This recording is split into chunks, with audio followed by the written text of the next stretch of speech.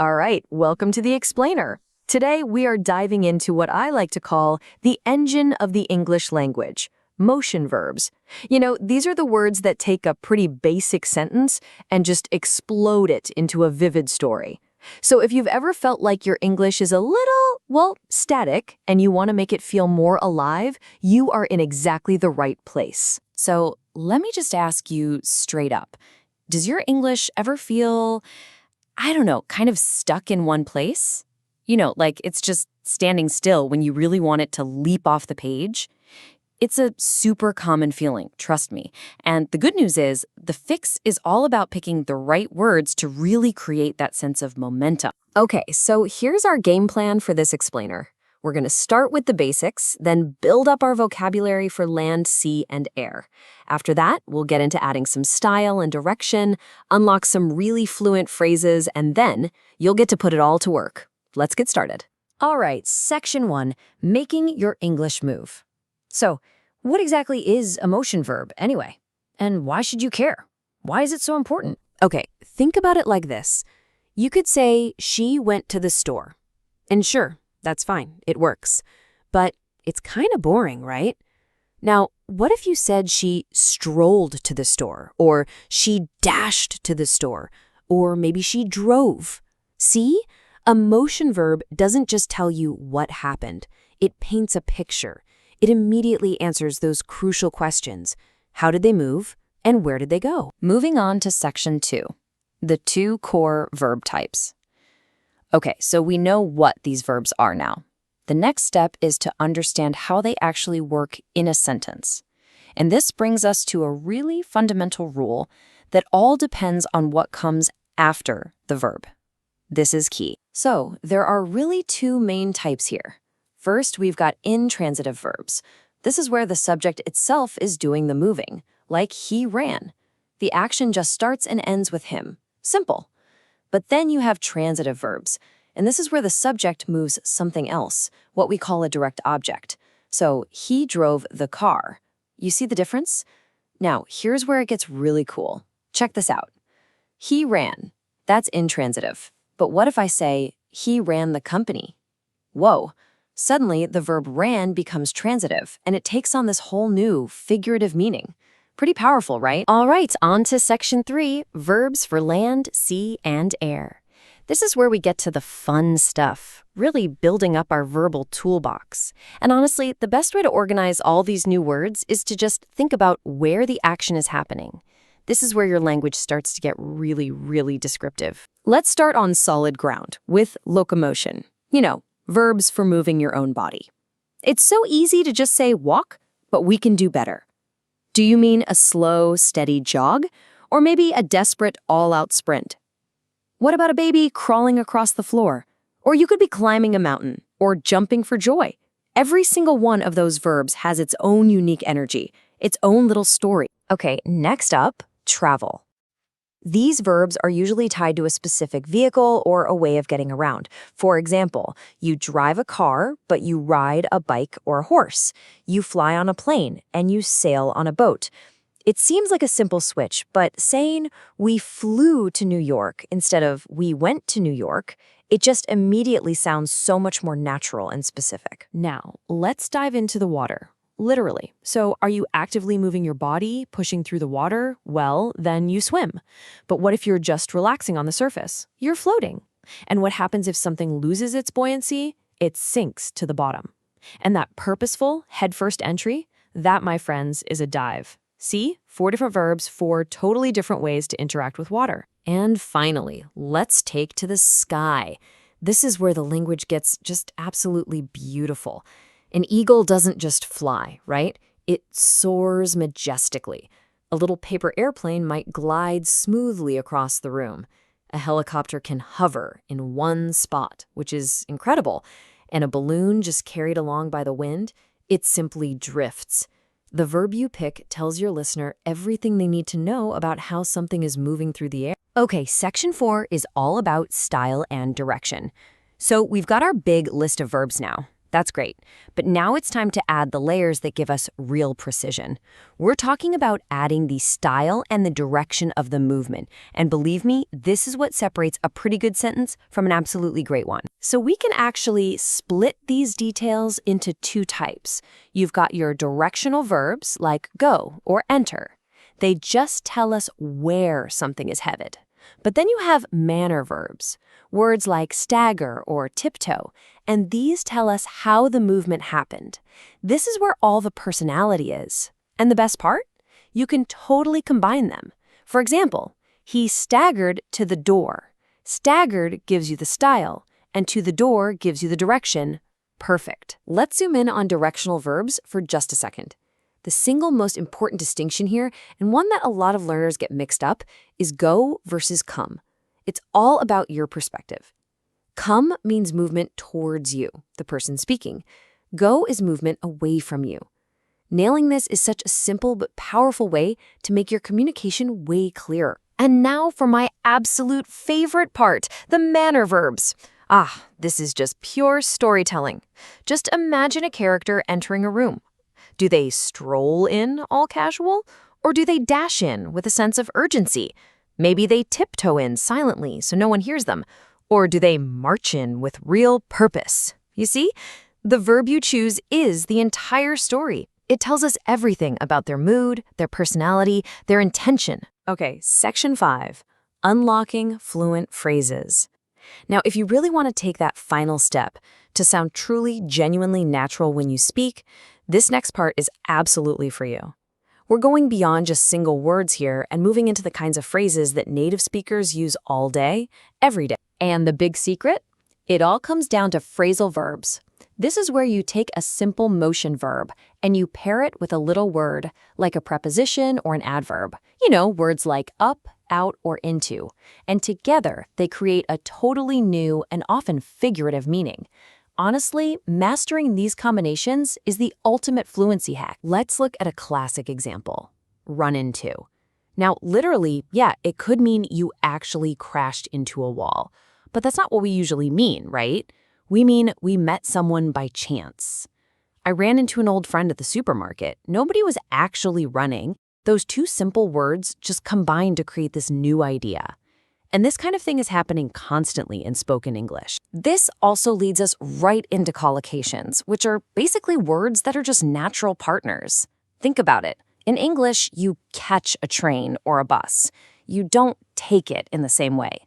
You go for a walk or a run. And just listen to this one. You storm out of a meeting. You can instantly picture the anger, right? The slam door.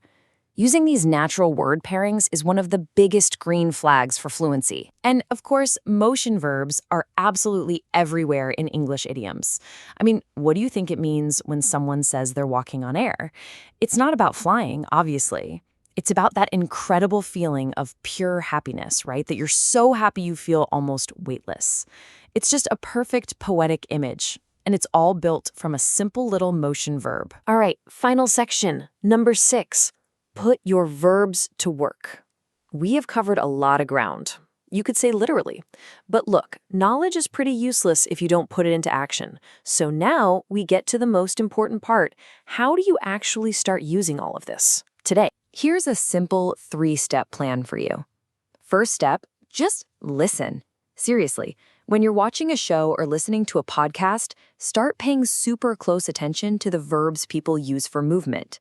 Second, be a word detective. The next time you're about to write walk, just pause. Open up a thesaurus. Did they really just walk? Or did they stroll? Or maybe they trudged? And finally, you gotta practice. Describe your commute. Describe a walk in the park. Give yourself a little challenge. Try to use 3 new verbs every single time. So I'm gonna leave you with a challenge. Think about a recent trip you took. I don't care if it was just to the coffee shop down the street or a flight across the ocean.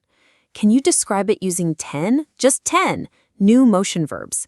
Don't just say you went. Did you rush out the door? Did you stroll through the park? Did you fly? Because ultimately, making your English move isn't just about sounding more fluent. It's about showing the world not just where you're going, but the real story of how you get there. Hey there, and welcome to The Explainer. Today, we're diving into some of the most powerful words in the English language, motion verbs. I know. Sounds a bit like grammar class, but trust me, these are the words that make our stories move, that give our sentences energy. They describe everything from just a simple walk to an all-out sprint for the finish line. So, here's our game plan.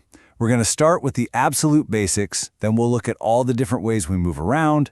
After that, we'll see how picking just the right verb can totally change a story. And by the end, you'll have your very own toolkit to make your English way more expressive. All right, so first things first, what exactly are motion verbs? Well, think of them as the foundation. They're the building blocks we use to talk about any kind of movement from one spot to another. Really, at its core, it's super simple. A motion verb is just an action word, but it's an action word that shows movement. You could say these words are kind of like the engine in a sentence. They're the ones answering the big questions. What's moving? How's it moving? And where is it headed? And look, you already use these all the time, probably without even thinking twice about it. Words like walk, run, jump, go. I mean, these are the basics of describing any movement. They're simple, they're direct, they get the job done.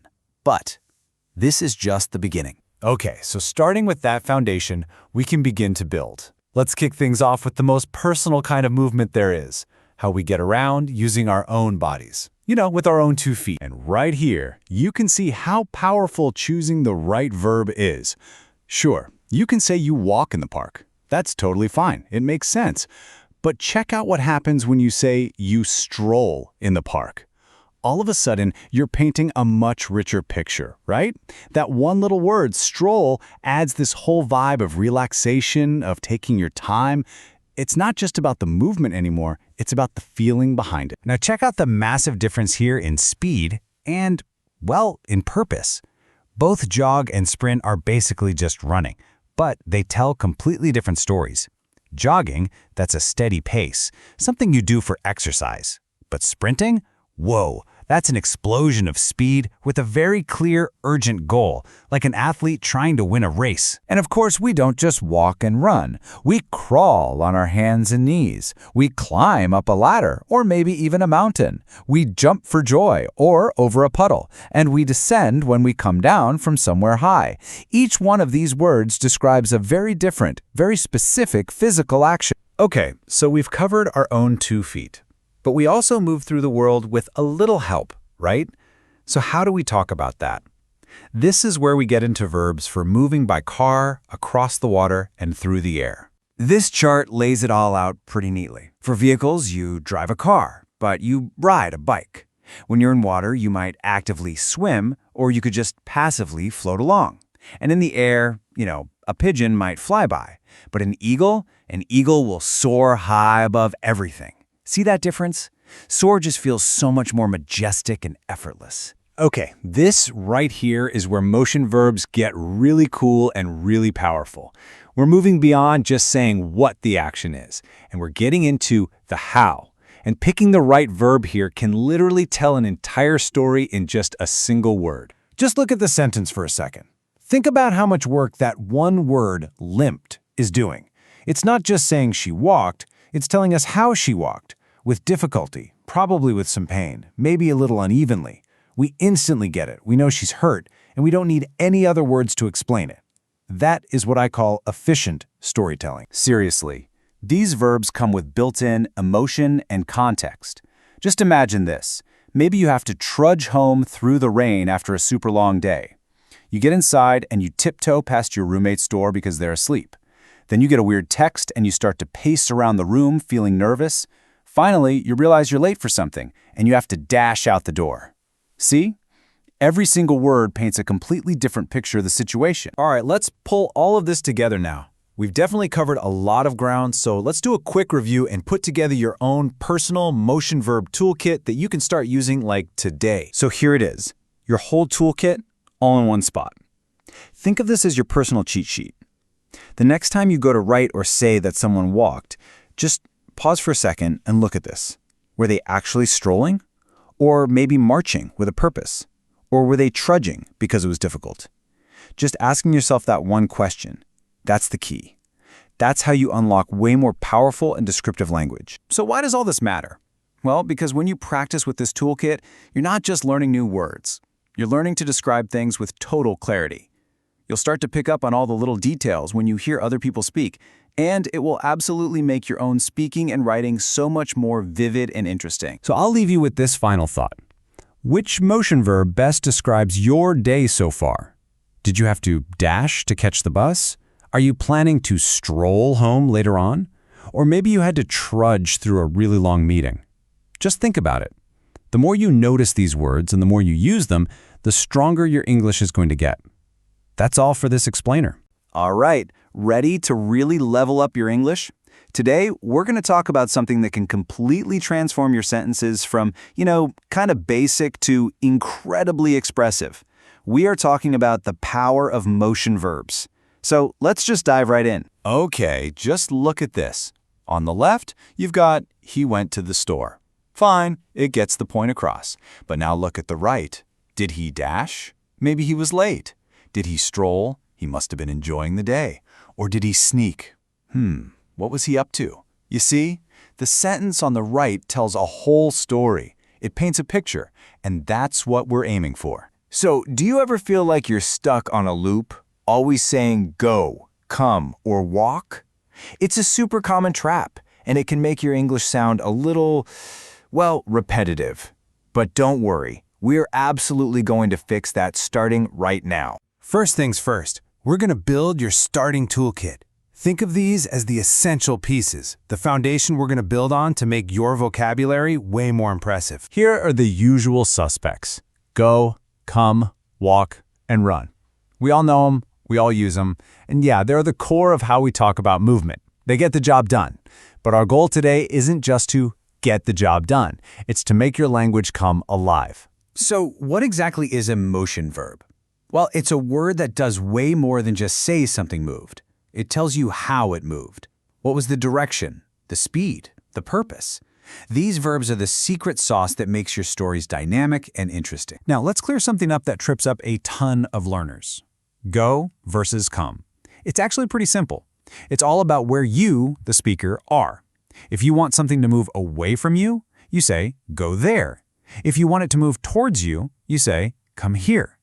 It's just a little shift in perspective, but man, it makes all the difference. Okay, let's kick it up a notch. We're moving on from just basic movement and adding some serious detail with what we call manner verbs. Because the way someone moves, well, that tells a story all by itself. So instead of just saying walk, look at all these amazing options. To stroll feels lazy and relaxed, like a walk in the park. To march is determined, rhythmic, like a soldier. To tiptoe is all about being quiet and sneaky. And to limp, well, that immediately tells you someone is hurt. Every single word gives you a different feeling. And it's the same thing for running. Are you just jogging for a little exercise? Or are you sprinting like your life depends on it to catch that bus? Did you have to dash into a shop really quick? Or are you chasing your friend in a game? The verb you pick adds a whole layer of meaning. Okay, so we've covered the how, the manner of the movement. Now, let's talk about the where, the direction.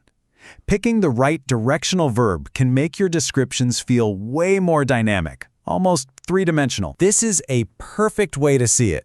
You don't just go up a mountain, you climb it. The sun doesn't just go up, it rises.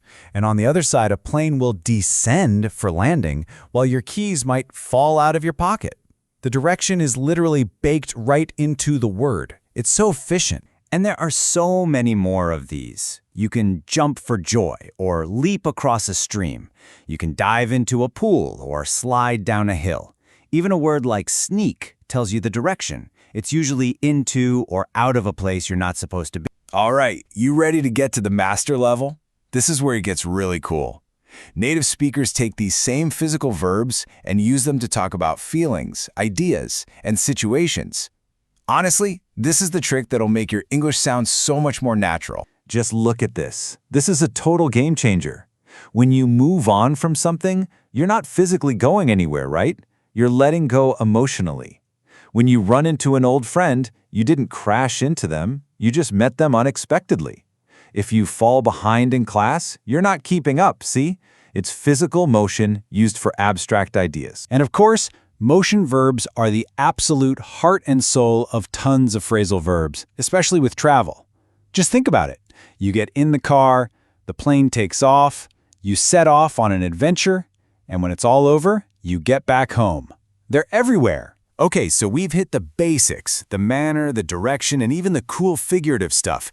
Now for the most important part, putting it all into practice. So consider this your mission, should you choose to accept. The key here is to just make it a habit. And the good news is it's super simple. 3 easy steps. 1, just start noticing. When you're watching a show or listening to a podcast, pay attention to these words. 2, actively replace the basic verbs when you speak or write. And 3, journal. Just write 1 little sentence a day with a new verb. That's it. That's how you build a powerful vocabulary over time. So that brings us to the end. But the real question is, what are you going to do with this now? Will you dash off to your next meeting, stroll through the park later, or maybe just wander through your own thoughts for a bit? The story is yours to tell. Thanks so much for tuning in. All right, let's jump right in. Today, we're going to talk about some of the most powerful words you use every single day. And no, I'm not talking about nouns or adjectives. I'm talking about the words that actually do things, the commands you use to build your world, one action at a time. So, let me ask you something. Just take a second and think about it. What did you do today? Seriously, did you make breakfast? Did you drive to work? Maybe you talked to a friend. See? Every single one of those things you just thought of, it starts with an action. It starts with a verb. And that's really what we're getting at here. Verbs. They're like the code that runs our lives. They're the do words, the commands we give ourselves and the world around us to make stuff happen. You know, the official definition sounds almost too simple, right? A verb is just the action word. It's the part of speech that tells you what someone or something does. But don't let that simplicity fool you. We're about to see how this one little idea can basically paint the entire picture of your day, from the super simple stuff to the really meaningful moments. Okay, so let's start where every day starts, the morning. We're going to see how our world literally takes shape, all thanks to these small everyday actions. So the day kicks off maybe pretty quietly. You see a letter on the table, or maybe it's just your to-do list for the day. And what do? You unfold it. It's such a simple action, but think about it. You're literally opening up the possibilities for the entire day ahead. All right, so you're getting ready to head out. You grab one coat, but leave another. You hang it back up. It's just a tiny little moment, isn't it? But it's an act of order. It's you preparing to move from your own personal space out into the wider world. Or maybe you take a second to dust a shelf. Now, these things, unfolding, hanging, dusting, they sound so small, almost trivial, right? But when you put them all together, they're part of this constant little dance we do to bring order to our world. It's like we're clearing our space so we can clear our minds. And this is where it gets interesting, because some actions come in pairs. As you're leaving, you'll lock the door. You're securing your space. But then, to get on with your day, you have to unlock your car, or maybe just open a window for some fresh air. It's this back and forth, locking and unlocking. These verbs create the boundaries of our world, and they also help us cross them. Okay, so we've got our space organized, but what about actually creating something new? Let's dive into the verbs we use when we're making and shaping things. I mean, just think about cooking something. It's the perfect example. It's just a sequence of action words. First, you slice some bread. Then maybe you whisk an egg. You pour soup into a bowl, and you might even bake a pie. Each verb is like one command in a recipe, and they all add up to something real, something you can actually enjoy. And of course, this creative power goes way beyond the kitchen. Maybe you're the handy type. You decide to build a cabinet. Now that's a verb that packs a punch, right? It implies this whole process, planning, measuring, putting pieces together. You're bringing something useful into the world, straight from raw materials. Or let's take it up a notch, get a little more artistic. You carve a statue. Now see, that's different from building. Carving isn't about adding things together. It's about taking things away. It suggests real skill, and this idea of revealing a shape that was kind of hidden inside the material all along. And that brings us to this idea. You shape a sculpture. This really gets to the heart of it. Whether you're working with clay, wood, or even just shaping an idea in your head, you are using action, a verb, to make your vision real. You are literally shaping your world. All right, so we've talked about creating. Let's pivot now to the more practical side of things. I mean, we live in a world that's just full of stuff, right? Information, objects, transactions. So let's look at the verbs we use to organize all of it. Just think about how things move in and out of your life. Before a trip, you pack a suitcase. You're gathering everything you need. And then, when that delivery you've been waiting for finally shows up, you get to unpack the box. These two verbs, pack and unpack, they're how we manage the flow of physical stuff in our lives. And where does all that stuff come from? Well, we buy it. You buy a book, you're bringing it into your world. Or on the flip side, you sell a car and you're letting it go. It's pretty straightforward, right? Buy and sell. These are the actions that define how we trade and exchange things. But it's not just physical things we organize. It's information, too. Think about it. We sort our mail. We label a jar so we know what's inside. We group files together for a project. We store those files away for later. And we mail a document to send information to someone else. These are the workhorse verbs of keeping our lives in order, both at home and at the office. And of course, before you can organize any of that information, you have to get it in the first place, right? You have to read a comic or browse an article online. It's an active process of taking in the world. So we've acted, we've created, we've organized. But what about the quiet moments? Some of the most important actions we take are actually pretty reflective. Yeah, sometimes the best thing you can do is just stop doing for a minute and just observe. You look out the window and you watch a bird. It's a quiet kind of action, isn't it? It's all about paying attention, just letting the world come to you for a change. And this is so cool because it shows that even just perceiving something is an action. You're not just passively seeing things. When you notice a cloud, your brain has done something. It's actively picked it out from everything else. It's a mental action, an internal verb. And that kind of paying attention can lead to these little moments of discovery. Suddenly you spot a rainbow. It's this quick, amazing moment. The word spot itself feels fast, like a little surprise. And that's kind of the reward you get for being observant, which really brings this all home to one final powerful idea. Our days aren't really measured in hours, are they? They're measured in the actions we take. They're written in the language of verbs. From the second we wake up to the moment we fall asleep, we are constantly writing the story of our lives with these small but mighty words. So, we've walked through the verbs of a single day, the actions of today. And that leaves just one last question for you to think about. What actions are going to define your tomorrow? That's all for today on English for Beginners. If you enjoyed this video with example sentences and pictures and want to see more fun and easy learning videos, make sure to subscribe to our channel. You'll learn English with simple sentences and helpful images.